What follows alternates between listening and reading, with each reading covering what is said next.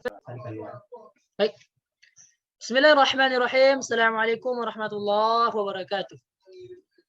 Kembali lagi bertemu dengan saya Ibn Muhammadi.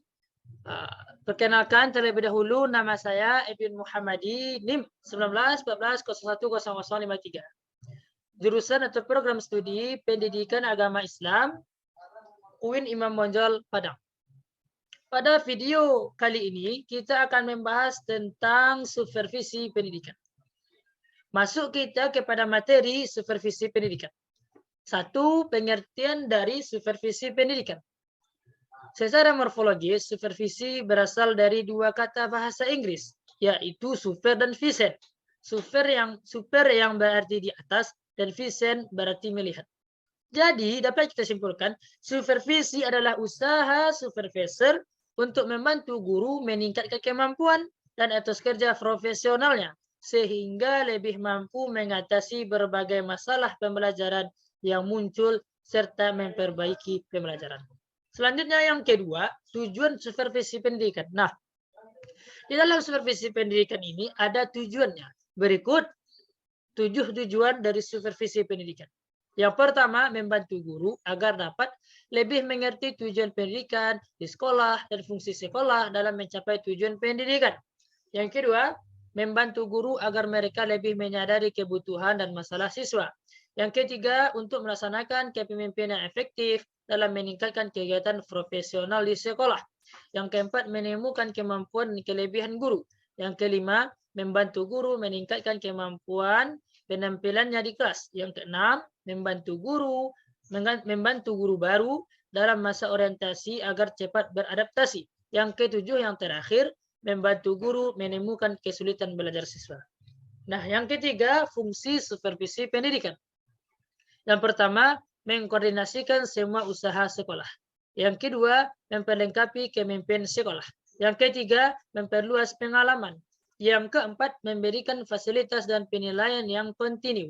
Yang kelima, menganalisa situasi belajar. Yang keenam, memberikan pengetahuan keterampilan pada setiap anggota. Yang ketujuh, mengintegrasikan tujuan dan pembentukan kemampuan. Selanjutnya, yang keempat, prinsip dasar supervisi pendidikan. 1. Prinsip fundamental, yakni setiap pemikiran, sikap, dan tindakan seorang supervisor harus berdasarkan atau berlandasan pada sesuatu yang kokoh, kuat, serta dapat dipulangkan dan bertanggungjawabkan kepadanya. Selanjutnya yang kedua, prinsip praktis. Nah, di dalam prinsip praktis ini ada dua prinsip yang disebut dengan prinsip positif dan prinsip negatif. Adapun prinsip positif seorang supervisor antara lain sebagai berikut. A. Supervisi harus konstruktif dan kreatif. B. Supervisi harus dilakukan berdasarkan hubungan profesional, bukan berdasarkan hubungan pribadi. C. Supervisi hendaknya progresif, tekun, sabar, dan tabah dan tawakal. D. Supervisi hendaknya dapat mengembangkan potensi, bakat, dan kesanggupan untuk mencapai kemajuan. Yang E. Supervisi hendaklah senantiasa memperhatikan kesejahteraan dan hubungan baik yang dinamik. Selanjutnya, prinsip negatif seorang supervisor antara lain. A. Supervisi tidak boleh memaksakan kemauannya kepada orang-orang yang disupervisi. B. Supervisi tidak boleh dilakukan berdasarkan hubungan pribadi, keluarga, pertemanan, dan sebagainya. C. Supervisi hendaknya tidak menutup kemungkinan terhadap perkembangan hasrat untuk maju bagi bawahannya dengan dalih apapun. Supervisi tidak boleh terlalu cepat mengharapkan hasil dan mendesak bawahannya. Selanjutnya yang kelima, kita masuk kepada tipe-tipe supervisi pendidikan. Yang pertama, tipe oktorat.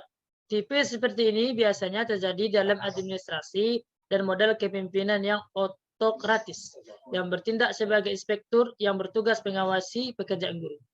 Yang kedua, tipe laissez-faire, yakni pada supervisi laissez-faire, para pegawai dibiarkan saja bekerja sekehendaknya tanpa diberi petunjuk yang benar. Misalnya, guru boleh mengajar sebagaimana yang mereka inginkan, baik pengembangan materi, pemilih metode, ataupun alat pembelajaran. Yang ketiga, tipe training and guidance. Tipe ini diartikan sebagai memberikan latihan dan bimbingan. Hal yang positif dari supervisi ini yaitu guru dan staf tata usaha selalu mendapatkan latihan dan bimbingan dari kepala sekolah. Yang keempat, tipe koersif. Tipe ini tidak jauh berbeda dengan tipe inspeksi. Sifatnya memaksakan sekendaknya supervisi ini mungkin masih bisa diterapkan secara tepat untuk hal-hal yang bersifat awal. Selanjutnya yang kelima, tipe demokratis. Selain kepemimpinan yang bersifat demokratis, tipe ini juga memerlukan kondisi dan situasi yang khusus. Tanggung jawab bukan hanya seorang pemimpin saja yang pemegangnya, tetapi didistribusikan atau delegasikan kepada para anggota atau warga sekolah sesuai dengan kemampuan dan keahlian masing-masing. Selanjutnya, 6. Model penerapan supervisi pendidikan di sekolah. Yang pertama, model konvensional. Yakni model konvensional berkaitan erat dengan keadaan masyarakat ketika itu yang otoriter dan feodal. Yang kedua, model ilmiah. Model supervisi ilmiah mengarah kepada cara-cara ilmiah dalam melakukan supervisi. Hasil penelitian yang ilmiah tersebut diberikan kepada guru-guru sebagai umpan balik dan pedoman perbaikan mengajar pada semester berikutnya. Selanjutnya, model klinis. Supervisi klinis adalah suatu proses pembimbingan dalam pendidikan yang bertujuan membantu pengembangan profesional guru dalam pengenalan mengajar melalui observasi dan analisis data secara objektif. Teliti sebagai dasar untuk usaha mengubah perilaku mengajar guru. Selanjutnya, model artistik. Supervisor yang mengembangkan model artistik akan menampakkan dirinya dalam relasi dengan guru-guru yang dibimbingnya. Sedemikian baiknya sehingga para guru merasa diterima, adanya perasaan aman dan dorongan positif untuk berusaha maju. Baiklah teman-teman semuanya, demikianlah materi video pembahasan mengenai supervisi pendidikan. Terima kasih banyak atas datangnya ke channel ini dan menyaksikan video pembelajaran kita. Mudah-mudahan bermanfaat. Thank you very much your attention. Wassalamualaikum warahmatullahi wabarakatuh.